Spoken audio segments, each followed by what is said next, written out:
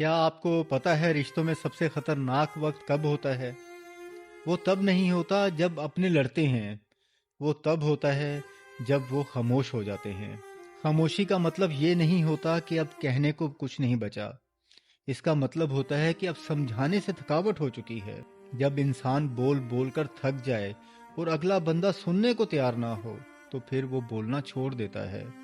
یاد رکھیں، شکایت اس وقت تک ہوتی ہے جب تک امید باقی ہوتی ہے۔ جس دن شکایت ختم ہو گئی، سمجھ لینا اس دن رشتہ صرف زندہ ہے مگر سانس نہیں لے رہا۔ اپنے پیاروں کی خاموشی سے ڈریں، ان کی لڑائی سے نہیں۔ کیا آپ کے ساتھ کبھی ایسا ہوا ہے کہ آپ نے بولنا چھوڑ دیا ہو؟ اپنی رائے نیچے کمنٹ میں لکھیں اور ان کے ساتھ شیئر کریں جنہیں آپ کھونا نہیں چاہتے۔ اللہ حافظ۔